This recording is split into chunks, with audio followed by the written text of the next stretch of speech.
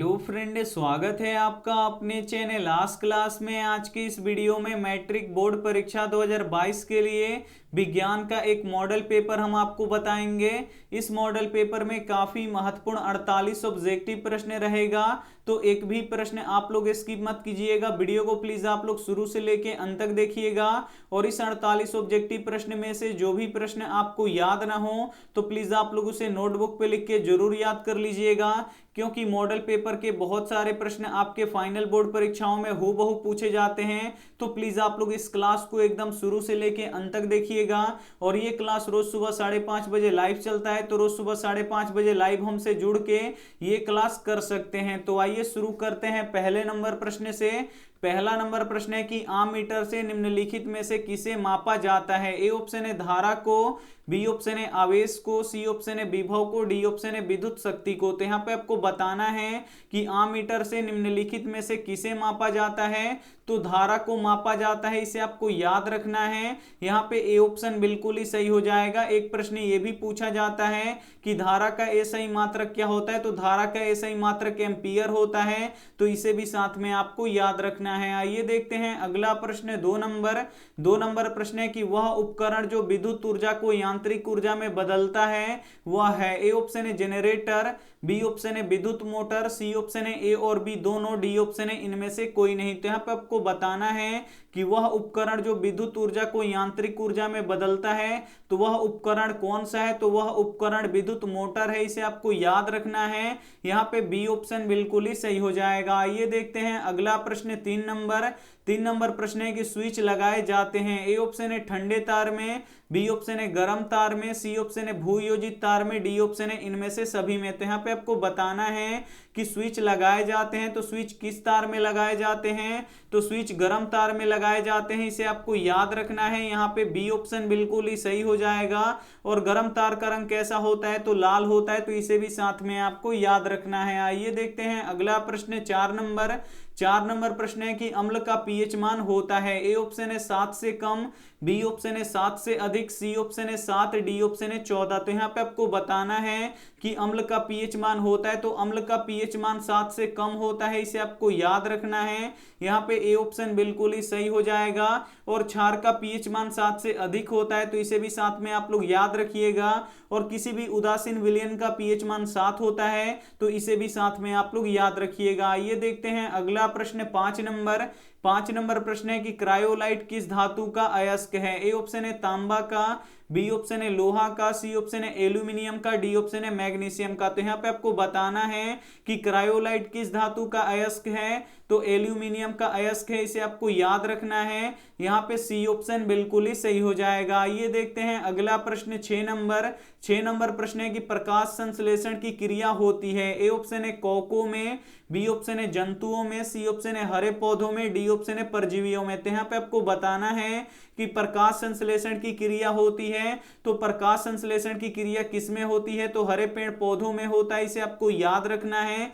यहाँ पे C option बिल्कुल ही सही हो जाएगा। काफी महत्वपूर्ण 48 ऑब्जेक्टिव प्रश्न है, तो एक भी प्रश्न आप लोग स्किप मत कीजिएगा। वीडियो को प्लीज आप लोग शुरू से लेके अंत तक देखिएगा, क्योंकि मॉडल पेपर के बहुत सारे प्रश्न आपके फाइनल बोर्ड परीक्षाओं में हूबहू पूछे जाते हैं। तो प्लीज आप लोग वीडियो को एकदम शुरू से लेके अंत तक जरूर देखिएगा। ये देखते हैं अगला प्रश्न। 7 नंबर प्रश्न है कि किसे रासायनिक दूत कहा जाता है। ए ऑप्शन है उद्दीपक को, बी ऑप्शन है पाचक रस को, सी ऑप्शन है हार्मोन को, डी ऑप्शन है आवेग को। तो यहाँ पे आपको बताना है कि किसे रासायनिक दूत कहा जाता है। तो हार्मोन को रासायनिक दूत कहा जाता है, इसे आपको याद रखना है। यहाँ पे सी ऑप्शन बिल्कुल ही सही हो जाएगा। ये देखते हैं अगला प्रश्न। 8 नंबर प्रश्न है कि चिपको आंदोलन किससे संबंधित है। ए ऑप्शन है वन संरक्षण से, बी ऑप्शन है मृदा संरक्षण से, सी ऑप्शन है जल संरक्षण से, डी ऑप्शन है वृक्षारोपण से। तो यहाँ पे आपको बताना है कि चिपको आंदोलन किससे संबंधित है। तो ये वन संरक्षण से संबंधित है, इसे आपको याद रखना है। यहाँ पे ए ऑप्शन बिल्कुल ही सही हो जाएगा। ये देखते हैं अगला प्रश्न।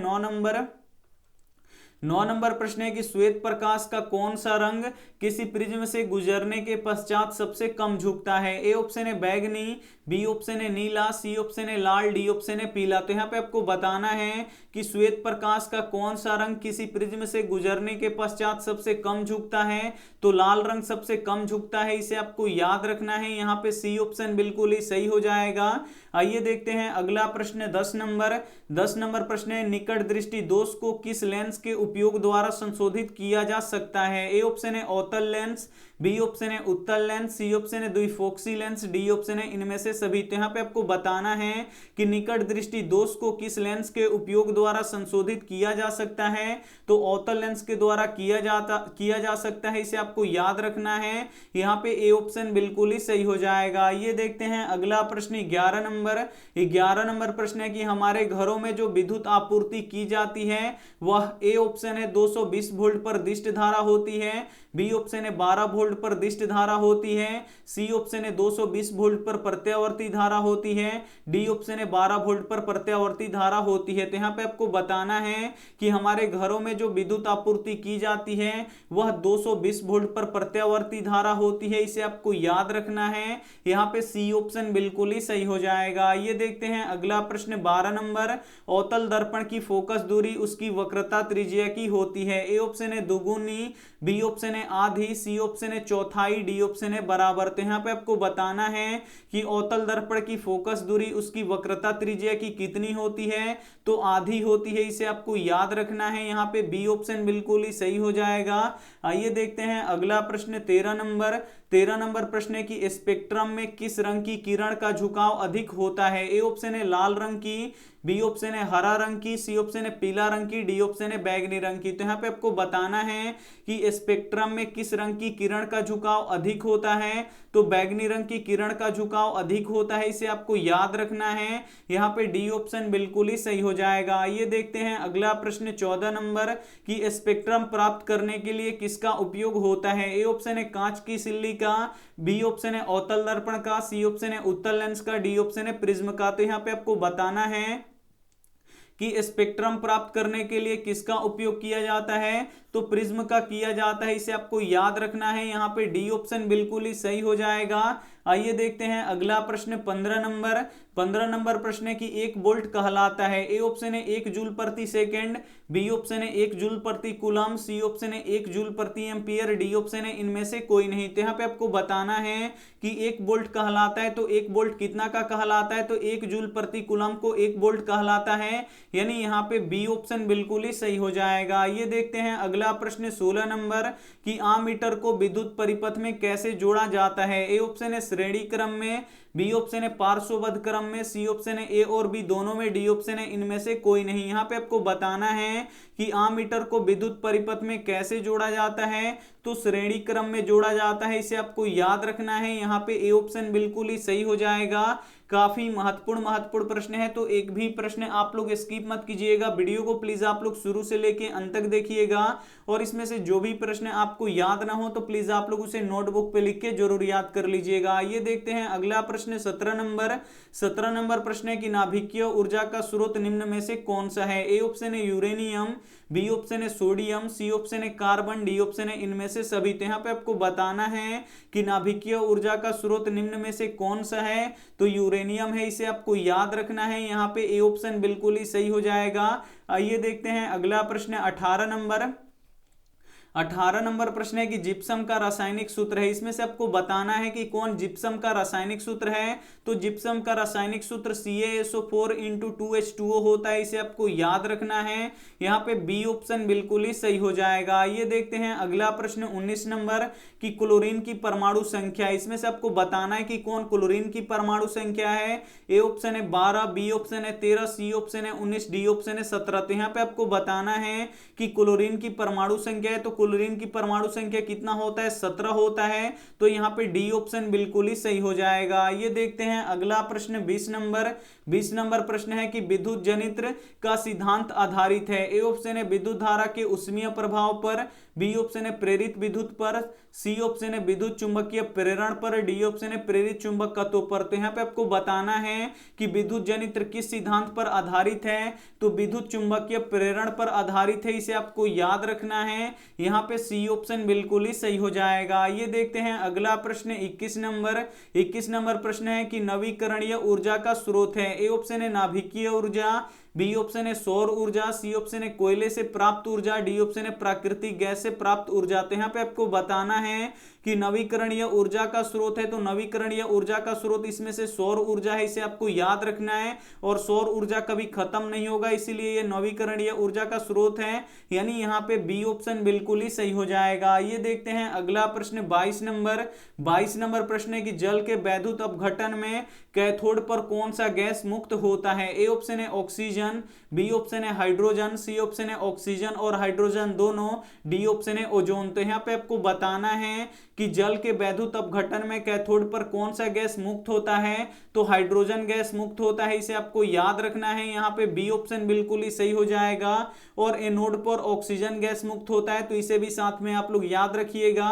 आइए देखते हैं अगला प्रश्न 23 नंबर।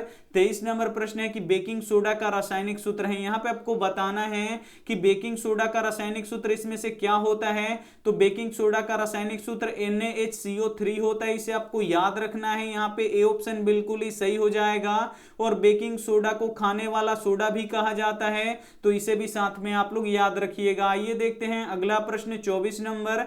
24 नंबर प्रश्न है कि कौन सा पदार्थ नीले लिटमस पत्र को लाल कर देता है। ए ऑप्शन है अम्ल, बी ऑप्शन है क्षार, सी ऑप्शन है लवण, डी ऑप्शन है इनमें से कोई नहीं। तो यहाँ पे आपको बताना है कि कौन सा पदार्थ नीले लिटमस पत्र को लाल कर देता है, तो जो अम्ल होता है ये नीले लिटमस पत्र को लाल कर देता है, इसे आपको याद रखना है। यहाँ पे ए ऑप्शन बिल्कुल ही सही हो जाएगा।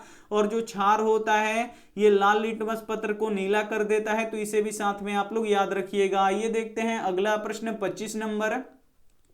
25 नंबर प्रश्न है कि मिल्क ऑफ मैग्नीशिया का पीएच मान है। ए ऑप्शन है 7, बी ऑप्शन है 8, सी ऑप्शन है 9, डी ऑप्शन है यहाँ पे 10.5। तो यहाँ पे आपको बताना है कि मिल्क ऑफ मैग्नीशिया का पीएच मान कितना होता है, तो 10.5 होता है, इसे आपको याद रखना है। यहाँ पे डी ऑप्शन बिल्कुल ही सही हो जाएगा। आइए देखते हैं अगला प्रश्न 26 नंबर। 26 नंबर प्रश्न है निम्न में से कौन सा अधातु चमकीला है। जो अधातु होते हैं वो चमकीले नहीं होते हैं, लेकिन कुछ ऐसे अपवाद अधातु हैं जो चमकीले होते हैं, वो आपको बताना है। ए ऑप्शन है आयोडीन, बी ऑप्शन है सल्फर, सी ऑप्शन है ब्रोमीन, डी ऑप्शन है सेलेनियम। तो यहाँ पे आपको बताना है कि निम्न में से कौन सा अधातु चमकीला है, तो जो आयोडीन होता है ये चमकीला होता है, इसे आपको याद रखना है। यहाँ पे ए ऑप्शन बिल्कुल ही सही हो जाएगा। और जो आयोडीन होता है ये अधातु होता है, तो इसे भी साथ में आप लोग याद रखिएगा। ये देखते हैं अगला प्रश्न 27 नंबर। 27 नंबर प्रश्न है निम्न में से कौन सा धातु अधिक अभिक्रियाशील है। ए ऑप्शन है Al यानी एल्यूमिनियम, बी ऑप्शन है Na यानी सोडियम, सी ऑप्शन है Ca यानी कैल्शियम, डी ऑप्शन है Mg यानी मैग्नीशियम। तो यहाँ पे आपको बताना है कि निम्न में से कौन सा धातु अधिक अभिक्रियाशील है, तो जो सोडियम होता है ये अधिक अभिक्रियाशील होता है, ये ऑक्सीजन के संपर्क में आते ही जलना शुरू कर देता है, यानी यहाँ पे बी ऑप्शन बिल्कुल ही सही हो जाएगा। ये देखते हैं अगला प्रश्न 28 नंबर। 28 नंबर प्रश्न है कि ऑक्सीजन परमाणु के बाह्यतम कक्षा में इलेक्ट्रॉनों की संख्या कितनी होती है। ए ऑप्शन है 2, बी ऑप्शन है 6, सी ऑप्शन है 3, डी ऑप्शन है 4। तो यहाँ पे आपको बताना है कि ऑक्सीजन परमाणु के बाह्यतम कक्षा में इलेक्ट्रॉनों की संख्या कितनी होती है, तो ऑक्सीजन का परमाणु संख्या कितना होता है, 8 होता है। जब इसका आप लोग इलेक्ट्रॉनिक विन्यास कीजिएगा तो पहले कक्षा में 2 इलेक्ट्रॉन आएगा और दूसरे कक्षा में 6 इलेक्ट्रॉन आएगा, यानी अंतिम कक्षा में कितना इलेक्ट्रॉन आ रहा है, तो यहाँ पे 6 इलेक्ट्रॉन आ रहा है, यानी यहाँ पे बी ऑप्शन बिल्कुल ही सही हो जाएगा। ये देखते हैं अगला प्रश्न 29 नंबर। 29 नंबर प्रश्न है कि ब्यूटेनॉन एक कार्बनिक यौगिक है जिसका यहाँ पे प्रक्रियात्मक समूह है। ए ऑप्शन है कार्बोक्सिलिक अम्ल, बी ऑप्शन है एल्डिहाइड अम्ल, सी ऑप्शन है कीटोन, डी ऑप्शन है एल्कोहल। तो यहाँ पे आपको बताना है कि ब्यूटेनॉन एक कार्बनिक यौगिक है जिसका प्रक्रियात्मक समूह है तो कीटोन है, इसे आपको याद रखना है। यहाँ पे सी ऑप्शन बिल्कुल ही सही हो जाएगा। ये देखते हैं अगला प्रश्न 30 नंबर। 30 नंबर प्रश्न है कि पौधों में श्वसन किस भाग में होता है? ए ऑप्शन है जड़ में, बी ऑप्शन है तना में, सी ऑप्शन है पत्तियों में, डी ऑप्शन है प्रत्येक भाग में। तो यहाँ पे आपको बताना है कि पौधों में श्वसन किस भाग में होता है, तो पत्तियों में होता है, इसे आपको याद रखना है। यहाँ पे सी ऑप्शन बिल्कुल ही सही हो जाएगा। आइए देखते हैं अगला प्रश्न 31 नंबर। 31 नंबर प्रश्न है कि डेंगू उत्पन्न करने वाला मच्छर किस तरह के जल में रहता है? ए ऑप्शन है साफ जल में, बी ऑप्शन है गंदा जल में, सी ऑप्शन है खरा जल में, डी ऑप्शन है मृदु जल में। तो यहाँ पे आपको बताना है कि डेंगू उत्पन्न करने वाला मच्छर किस तरह के जल में रहता है, तो ये साफ जल में रहता है, इसे आपको याद रखना है। यहाँ पे ए ऑप्शन बिल्कुल ही सही हो जाएगा। ये देखते हैं अगला प्रश्न 32 नंबर। 32 नंबर प्रश्न है कि प्रोटोजोआ अपशिष्ट पदार्थों का निष्कासन कैसे करता है? ए ऑप्शन है विसरण द्वारा, बी ऑप्शन है परासरण द्वारा, सी ऑप्शन है अवशेषण द्वारा, डी ऑप्शन है निष्कासन द्वारा। तो यहाँ पे आपको बताना है कि प्रोटोजोआ, यहाँ पे देखिए प्रोटोजोआ अपशिष्ट पदार्थों का निष्कासन कैसे करता है, तो विसरण के द्वारा करता है, इसे आपको याद रखना है। यहाँ पे ए ऑप्शन बिल्कुल ही सही हो जाएगा। आइए देखते हैं अगला प्रश्न 33 नंबर। 33 नंबर प्रश्न है कि समूह में ऊपर से नीचे जाने पर परमाणु आकार में क्या परिवर्तन होता है? ए ऑप्शन है परमाणु साइज बढ़ता है, बी ऑप्शन है परमाणु साइज घटता है, सी ऑप्शन है परमाणु साइज अपरिवर्तित रहता है, डी ऑप्शन है इनमें से कोई नहीं। तो यहाँ पे आपको बताना है कि समूह में ऊपर से नीचे जाने पर परमाणु आकार में क्या परिवर्तन होता है, तो जो परमाणु साइज होता है ये बढ़ता है, इसे आपको याद रखना है। यहाँ पे ए ऑप्शन बिल्कुल ही सही हो जाएगा। ये देखते हैं अगला प्रश्न 34 नंबर। 34 नंबर प्रश्न है कि कौन सा एंजाइम इमल्सीकृत वसा का पाचन करता है? ए ऑप्शन है पेप्सिन, बी ऑप्शन है ट्रिप्सिन, सी ऑप्शन है लाइपेज, डी ऑप्शन है इनमें से कोई नहीं। तो यहाँ पे आपको बताना है कि कौन सा एंजाइम इमल्सीकृत वसा का पाचन करता है, तो ट्रिप्सिन करता है, इसे आपको याद रखना है। यहाँ पे बी ऑप्शन बिल्कुल ही सही हो जाएगा। आइए देखते हैं अगला प्रश्न 35 नंबर कि लाल रक्त कणिकाओं को लाल कौन बनाता है? ए ऑप्शन है तांबा की यौगिक, बी ऑप्शन है लौह यौगिक, सी ऑप्शन है लवण की यौगिक, डी ऑप्शन है इनमें से सभी। तो यहाँ पे आपको बताना है कि लाल रक्त कणिकाओं को लाल कौन बनाता है, तो लौह यौगिक बनाता है, इसे आपको याद रखना है। यहाँ पे बी ऑप्शन बिल्कुल ही सही हो जाएगा। ये देखते हैं अगला प्रश्न 36 नंबर। 36 नंबर प्रश्न है कि इनमें से कौन फल पकाने के लिए प्रयुक्त होता है? ए ऑप्शन है ऑक्सीन, बी ऑप्शन है जिब्रेलिन, सी ऑप्शन है एथिलीन, डी ऑप्शन है साइटोकाइनिन। काफी महत्वपूर्ण प्रश्न है। यहाँ पे आपको बताना है कि इनमें से कौन फल पकाने के लिए प्रयुक्त होता है, तो एथिलीन प्रयुक्त होता है, इसे आपको याद रखना है। यहाँ पे सी ऑप्शन बिल्कुल ही सही हो जाएगा। ये देखते हैं अगला प्रश्न 37 नंबर कि वह प्रक्रम जिसके द्वारा जीव अपनी जैसी संतानों की उत्पत्ति करते हैं कहलाता है? ए ऑप्शन है जनन, बी ऑप्शन है डायफ्रान, सी ऑप्शन है निषेचन, डी ऑप्शन है भ्रूण। तो यहाँ पे आपको बताना है कि वह प्रक्रम जिसके द्वारा जीव अपनी जैसे संतानों की उत्पत्ति करते हैं तो वह क्या कहलाता है, तो वह जनन कहलाता है, इसे आपको याद रखना है। यहाँ पे ए ऑप्शन बिल्कुल ही सही हो जाएगा। ये देखते हैं अगला प्रश्न 38 नंबर कि सामान्य प्रंकुचन रक्तदाब होता है? ए ऑप्शन है 80 mm, बी ऑप्शन है 100 mm, सी ऑप्शन है 120 mm, डी ऑप्शन है 130 mm। तो यहाँ पे आपको बताना है कि सामान्य प्रंकुचन दाब होता है तो कितना होता है, तो 120 mm होता है, इसे आपको याद रखना है। यहाँ पे सी ऑप्शन बिल्कुल ही सही हो जाएगा। ये देखते हैं अगला प्रश्न 39 नंबर। 39 नंबर प्रश्न है कि पत्तियों में प्रकाश संश्लेषण द्वारा बना भोजन पादप के अन्य भागों में किसके द्वारा भेजा जाता है? ए ऑप्शन है जाइलम द्वारा, बी ऑप्शन है फ्लोएम द्वारा, सी ऑप्शन है रंध्र द्वारा, डी ऑप्शन है इनमें से सभी। तो यहाँ पे आपको बताना है कि पत्तियों में प्रकाश संश्लेषण द्वारा बना भोजन पादप के अन्य भागों में किसके द्वारा भेजा जाता है, तो ये भेजा जाता है फ्लोएम के द्वारा, इसे आपको याद रखना है। यहाँ पे बी ऑप्शन बिल्कुल ही सही हो जाएगा। और जो जाइलम होता है ये जल का परिवहन करता है, तो इसे भी साथ में आप लोग याद रखिएगा। ये देखते हैं अगला प्रश्न 40 नंबर। उस पौधे का नाम बताइए जो कलम द्वारा कायिका प्रबंधन को प्रदर्शित करता है? ए ऑप्शन है गेहूं, बी ऑप्शन है गुलाब, सी ऑप्शन है धान, डी ऑप्शन है इनमें से सभी। तो यहाँ पे आपको बताना है कि उस पौधे का नाम बताइए जो कलम द्वारा कायिका प्रवर्धन को प्रदर्शित करता है, तो कौन करता है? तो ये गुलाब करता है, इसे आपको याद रखना है। यहाँ पे बी ऑप्शन बिल्कुल ही सही हो जाएगा। आइए देखते हैं अगला प्रश्न 41 नंबर कि कालाजार बीमारी किस रोग जनक के कारण होता है? ए ऑप्शन है प्लाज्मोडियम, बी ऑप्शन है लेमनीसिया, सी ऑप्शन है अमीबा, डी ऑप्शन है इनमें से कोई नहीं। तो यहाँ पे आपको बताना है कि कालाजार बीमारी किस रोग जनक के कारण होता है, तो लेशमैनिया के कारण से होता है, इसे आपको याद रखना है। यहाँ पे बी ऑप्शन बिल्कुल ही सही हो जाएगा। आइए देखते हैं अगला प्रश्न 42 नंबर। 42 नंबर प्रश्न है कि दो तंत्रिका कोशिका के मध्य खाली स्थान को कहते हैं? ए ऑप्शन है द्रुमिका, बी ऑप्शन है सिनेटिक दरार यानी सिनेप्स, सी ऑप्शन है एक्सोन, डी ऑप्शन है आवेग। तो यहाँ पे आपको बताना है कि दो तंत्रिका कोशिका के मध्य खाली स्थान को क्या कहते हैं, तो सिनेटिक दरार या सिनेप्स कहते हैं, इसे आपको याद रखना है। यहाँ पे बी ऑप्शन बिल्कुल ही सही हो जाएगा। ये देखते हैं अगला प्रश्न 43 नंबर कि निम्न में से कौन मानव में मादा जनतंत्र का भाग नहीं है? ए ऑप्शन है अंडाशय, बी ऑप्शन है गर्भाशय, सी ऑप्शन है शुक्रवाहिका, डी ऑप्शन है डिंबवाहिनी। तो यहाँ पे आपको बताना है कि निम्न में से कौन मानव में मादा जनतंत्र का भाग नहीं है, तो ये जो शुक्रवाहिका होता है ये पुरुषों में पाया जाता है, इसे आपको याद रखना है। यहाँ पे सी ऑप्शन बिल्कुल ही सही हो जाएगा। ये देखते हैं अगला प्रश्न 44 नंबर। 44 नंबर प्रश्न है कि पराग कोष में होते हैं? ए ऑप्शन है बाह्य दल, बी ऑप्शन है अंडाशय, सी ऑप्शन है अंडप, डी ऑप्शन है परागकण। तो यहाँ पे आपको बताना है कि पराग कोष में होते हैं, तो पराग कोष में क्या होते हैं, तो पराग कोष में परागकण होते हैं, इसे आपको याद रखना है। यहाँ पे डी ऑप्शन बिल्कुल ही सही हो जाएगा। ये देखते हैं अगला प्रश्न 45 नंबर। 45 नंबर प्रश्न है कि जंतुओं में वृद्धि हार्मोन स्रावित होता है? ए ऑप्शन है प्यूटरी ग्रंथि में, बी ऑप्शन है ओटिव ग्रंथि से, सी ऑप्शन है अधिवृक्क से, डी ऑप्शन है इनमें से कोई नहीं। तो यहाँ पे आपको बताना है कि जंतुओं में वृद्धि हार्मोन स्रावित होता है, तो किससे स्रावित होता है, तो पीयूष ग्रंथि से स्रावित होता है, इसे आपको याद रखना है। यहाँ पे ए ऑप्शन बिल्कुल ही सही हो जाएगा। ये देखते हैं अगला प्रश्न 46 नंबर।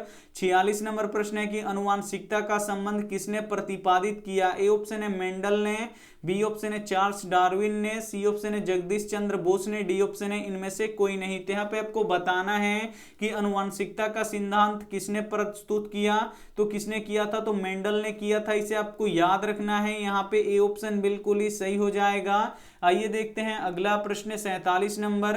47 नंबर प्रश्न है कि स्त्रियों में लिंग गुणसूत्र होते हैं? ए ऑप्शन है एक्स वाई, बी ऑप्शन है एक्स एक्स, सी ऑप्शन है एक्स वाई एवं एक्स एक्स दोनों, डी ऑप्शन है इनमें से कोई नहीं। तो यहाँ पे आपको बताना है कि स्त्रियों में लिंग गुणसूत्र होते हैं, तो स्त्रियों में लिंग गुणसूत्र एक्स एक्स होते हैं, इसे आपको याद रखना है। यहाँ पे बी ऑप्शन बिल्कुल ही सही हो जाएगा। और पुरुषों में एक्स वाई होता है, तो इसे भी साथ में आपको याद रखना है। आइए देखते हैं अंतिम प्रश्न 48 नंबर कि निम्न में से कौन जैव निम्नकरणीय कचरा है? ए ऑप्शन है प्लास्टिक, बी ऑप्शन है थर्मोकोल, सी ऑप्शन है पॉलीथीन, डी ऑप्शन है टिश्यू पेपर। तो यहाँ पे आपको बताना है कि निम्न में से कौन जैव निम्नकरणीय पदार्थ है, यानी वो कचरा होता है जो गल जाता है, सड़गल जाता है, उसे जैव निम्नकरणीय कहते हैं। तो यहाँ पे प्लास्टिक कभी भी नहीं गलता है, थर्मोकोल कभी भी नहीं गलता है, पॉलीथीन कभी भी नहीं गलता है, लेकिन जो टिश्यू पेपर होता है वो गल जाता है। तो यहाँ पे डी ऑप्शन बिल्कुल ही सही हो जाएगा। तो यहाँ पे हम आपको काफी महत्वपूर्ण 48 ऑब्जेक्टिव प्रश्न बता चुके हैं विज्ञान के मॉडल पेपर का, और मॉडल पेपर से हूबहू प्रश्न आपके फाइनल बोर्ड परीक्षाओं में पूछे जाते हैं। तो प्लीज आप लोग इसमें से जो भी प्रश्न याद ना हो तो उसे आप लोग याद कर लीजिएगा। और वीडियो को लाइक नहीं किए तो प्लीज आप लोग वीडियो को लाइक कर दीजिएगा, और चैनल को सब्सक्राइब नहीं किए तो चैनल को सब्सक्राइब भी कर लीजिएगा। और ये रहा आपके लिए होमवर्क प्रश्न कि सूर्य से कौन सा विटामिन मिलता है? ए ऑप्शन है विटामिन ए, बी ऑप्शन है विटामिन सी ऑप्शन है विटामिन डी ऑप्शन है विटामिन ई। तो इसमें से जो भी ऑप्शन आपको सही लगे वो आप हमें कमेंट जरूर कीजिएगा। वीडियो को लाइक नहीं किए तो प्लीज आप लोग वीडियो को लाइक कीजिएगा, अपने दोस्तों के पास इस वीडियो को जरूर शेयर कीजिएगा। चैनल को अभी तक आप सब्सक्राइब नहीं किए हैं तो चैनल को सब्सक्राइब करके साथ में बेल आइकन को ऑल पे दबा लीजिएगा। Thank you for watching. मिलते हैं अगली वीडियो में, तब तक अपना ध्यान रखिए, मन लगा के पढ़ाई कीजिए। Take care and bye.